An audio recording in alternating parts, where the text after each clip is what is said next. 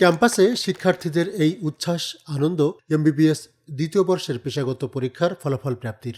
Khulna medical বিশ্ববিদ্যালয়ের অধীন 2022-2023 শিক্ষাবর্ষের ফলাফলে 9টি সরকারি বেসরকারি মেডিকেল কলেজের মধ্যে পাশের হারের দিক থেকে প্রথম স্থান অর্জন করেছে যশোর কুলেরহাটের আদ্দিন শকীর উইমেন্স মেডিকেল কলেজ।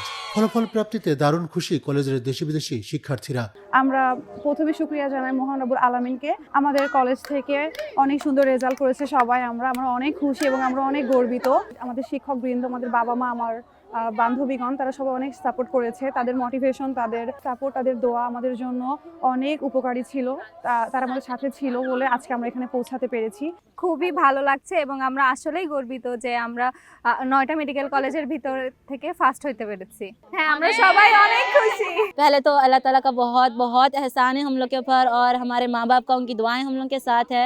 और ऊपर से संजय सर, अकीक सर और सारे ट्यूटोरियल्स और शुमन सर और सारे सबकी मेहनत है, हमारी भी मेहनत है अल्हम्दुलिल्लाह। ये भी हम लोग के वास्ते एक बहुत बड़ी अच्छी अचीवमेंट है कि हमारे बैच से ऑनर्स आए ज़ैनब, उज़मा, पूजा, आसिया को।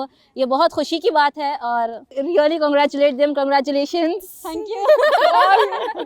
15 ফেব্রুয়ারি রবিবার বিকেলে বিশ্ববিদ্যালয়ের ওয়েবসাইটে ফলাফল প্রকাশিত হয়। মেডিকেল কলেজের 12তম ব্যাচের 49 জন পরীক্ষার্থী পরীক্ষায় অংশ নেন। কৃতকার্য হয়েছেন 44 জন। পাশের হার 90%। এর মধ্যে 4 জন ছাত্রী অনার্স মার্কস পেয়েছেন। এদের মধ্যে 2 জন বিদেশি। এরা হলেন বাংলাদেশি শিক্ষার্থী মোহাম্মদ আসিয়া খাতুন ও পূজা মল্লিক কেয়া। ভারতীয় 2 জন হলেন শেখ উজমা সাদিক হোসেন ও পাটেল জয়নাব ইউসুফ।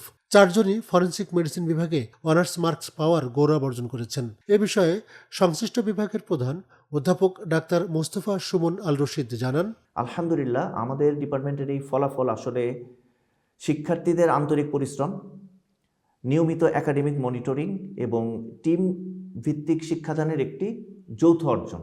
আমরা চেষ্টা করেছি বিষয়ভিত্তিক কনসেপ্ট ক্লিয়ার করা, নিয়মিত ক্লাস টেস্ট এবং মক এক্সাম বা মক টেস্ট নেওয়া এবং দুর্বল শিক্ষার্থীদের জন্য আলাদাভাবে আমরা একাডেমিক সাপোর্ট দেওয়া। শুধু পরীক্ষার প্রস্তুতি নয়, আসলে আমরা ফরেনসিক মেডিসিনকে একটি বাস্তব ভিত্তিক এবং নৈতিক দায়িত্ব সম্পন্ন বিষয় হিসেবে শেখাতে গুরুত্ব দিয়েছিলাম। যে একটা ভালো রেজাল্ট করার জন্য সুষ্ঠু এবং সুন্দর একটা পরিবেশও প্রয়োজন। যেইটা না বললেই না, আমাদের Ad-din Sakina women's medical college এই দিক থেকে আর বাকি সবার থেকে এগিয়ে। দক্ষিণবঙ্গের সর্ববৃহৎ এই মেডিকেল কলেজটি নারী শিক্ষার অগ্রগতিতে কাজ করছে বলে জানালেন অধ্যাপক ডাক্তার সঞ্জয় সাহা। শিক্ষক মণ্ডলী যারা রয়েছেন তারা ছাত্রীদের ব্যাপারে বেশ আন্তরিক এবং আমাদের যারা শিক্ষার্থী রয়েছে তারা নিয়মানুবর্তিতা এবং আমাদের যে সমস্ত বিদেশি শিক্ষার্থী রয়েছে তারাও বেশ আন্তরিক। তারা সকালে ক্লাস, বিকালে ওয়ার্ড এবং লাইব্রেরি ওয়ার্ক, এই সমস্ত কিছু তারা এত নিয়মানুবর্তিতার সাথে করে, শিক্ষার্থীদের ভালো ফলাফল এর মাধ্যমে অর্জিত হয়েছে। আদ্দিন নানাভাবে চেষ্টা করছে মেডিকেল শিক্ষা ব্যবস্থাটাকে বাংলাদেশে আরও কীভাবে ভালো করা যায় এটা নিয়ে সবসময় আমরা বিভিন্ন ওয়ার্কশপ, বিভিন্ন কার্যক্রম হাতে নিয়ে থাকি। এরই ধারাবাহিকতায় এই প্রতিষ্ঠান শুধু এই পরীক্ষা নয়, বিভিন্ন বিগত সালের যে পরীক্ষাগুলো অনুষ্ঠিত হয়েছে সেগুলোতেও বেশ ভালো ফলাফল আমাদের মেয়েরা অর্জন করেছে এবং এই প্রতিষ্ঠানটি আমি তো বিশ্বাস করি যে ইনশাল্লাহ আগামীতে একটি উন্নত মানের শিক্ষা প্রতিষ্ঠান হিসাবে বাংলাদেশে রাজত্ব করবে।